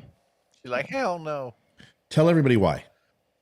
Because I don't like being on camera live. I don't want to have to frickin' do my makeup at 8:00 at night and be all pretty. But what if it's a black and white circle this big? No. This big? No. Okay. Nope. All right, Leroy. Is she topless? No, she's not topless. She's wearing her. It's 10:00 at night. It's time for the ladies to be free for the evening. Come on. I think all the women in the audience will understand. Yeah, but it's the best feeling in the world at night. Jeez. Was that a man who said it? Of course. I don't know. What's the name? Their name is Collective Genius Inspirations. Yeah, I think that's a guy. That's a guy. All right, CGI. so we're gonna call him. I got about 10 seconds into my, Leroy, give me 10 minute. That's what your wife said. Just saying. You wanted to see my wife, so I can say that about yours. Go ahead. The rest of my minute went like Karine Jean-Pierre finally had a good moment, although I would completely disagree with her motives. Yeah. I think that the letters that you got that showed that the Biden family got, $1,065,000 in 2017 from a Chinese shell corporation. That's kind of damning. Why is that not being handled more? Like, that should be plastered all over, CNN with the red alert, news thing. I don't know why that's not news. And the fact of the matter is, again, I'm going to make the point again that if you are if your hatred is so much against an orange man with mean tweets that you're looking at $130,000 hush money check that never happened, right. Or it did happen, but it didn't have anything to do with him. And you're not looking at this plus $1 million that is directly linked to China. You're a part of the problem. Then I'm just going to say it. You need to really reprioritize your values. Your minute's up, Leroy. She put you on a clock. And you want to see a picture of her? Here's my 1 minute. I have a picture of Olivia with my lizard. Whoa! She took off her bra, so I'm going to show you a picture of her. Really? She's holding my lizard, and in this case, it's my black lizard. It's my black lizard. I was going to say technically it's Ethan's, but we don't want to go there. I'm going to show you a picture of Olivia and my black lizard. Oh my God. In my eye. It's loading. There's Olivia with my lizard. See, Olivia won't come on, and she's ridiculous because she looks exactly like she did when she was 18 years old. She hasn't aged a fucking day. She's the Dick Clark. She's got genes that are ridiculous. And she always says to me, I want us to die together. I'm like, well, I can do that if you let me smother you, because there's no chance that you're going before me. Olivia, you get your 1 minute. Go. Okay. Ashley, that lizard is cool. What did she say? She's like, ooh, no. Oh gosh, she's Explain awesome. Yoshi is the best. She's just great. She's one of the family. We let her run around the house during there. She's got full reign of the main floor, and the cat's terrified of her because she licks her nose every time she smells her. She's great. Is that your lizard? Is that your lizard? Are you happy to see me? You should show the one where she's propped up on the cage, and it's like the most interesting lizard in the world. Yeah, I don't know. I'll try to find it. Do your 1 minute. Okay, then we gotta go. Deidre Daly, I think I said that correctly. Yeah, Deidre. She had a great comment a while ago, and I was laughing at it, so I just wanted to share it. She said, "The liberal mantra, okay for me, but not for thee. Say 1,000 times using Common Core math while tying a knot on your wanker to a moving vehicle, and blame everyone you cannot associate with for everything you cannot accept about yourself, and you'll be fine." I just thought that was the best thing ever. Jesus. That is fantastic. That needs to be on a shirt. So will you save that for me? By the way, I'm going out with, this is my third child, and this is my lizard, and this is Yoshi. And she watches Dad on the show when he's going live, and she listens to me and listens to my voice, because I can call when I go into her in the room and she's in the cage and I call her. She looks for me and responds, and she's watching and listening to the show. You need to find the comment. I can't go up anymore. It won't let me go back to it. That's all right. We'll find it. Lizard porn. Lizard porn. I've never shown her that. No. Leroy, thanks for being on tonight. Olivia, I love you, folks. Go on over to the Don't Unfriend Me show at thedumshow.com. Go pick yourself up a cool shirt. You can pick up the Foxtrot Juliet Bravo shirt. Leroy, appreciate you, man. Great show tonight. Everybody, God bless. Please go and like and share the Ryan Weaver Part 3 episode. It dropped earlier today. It's available for you to go listen to. Tomorrow, probably no live show, no recorded show, maybe a recorded show, depending upon what happens with Trump. Maybe live too, depending on what happens with Trump, but we'll figure it out. God bless, and we will listen and hear you guys tomorrow. Leroy, thanks, buddy. Thank you. Love you, dummies. You guys take care of each other. See you, everybody. Y'all. Good night. Thanks for watching. I'm David Boreanaz with the Cast of SEAL team, and we have an important message for returning vets. Leroy. We want you to know if you're struggling to cope, there's help, and it's just a phone call away. The Veterans Crisis Line is staffed with experienced professionals who know your struggles. There's no greater sacrifice in service to our country. We're able to enjoy our freedoms because of it. Your service is important. You are important. For vets and their families, the Veterans Crisis Line is here to help 24 hours a day. please Michelle Lionberger was asking a question, and she wanted to know, is it hard to take care of the lizard? The answer is no. Bearded dragons are easy. We'll go into it next show and talk about it, but we're going to go watch our hockey game. God bless. Or you can message me, Michelle. Michelle, just message Olivia Spear, and she'll tell you. Folks, hit that like and that heart button before you leave. Get those numbers up. God bless. See you tomorrow.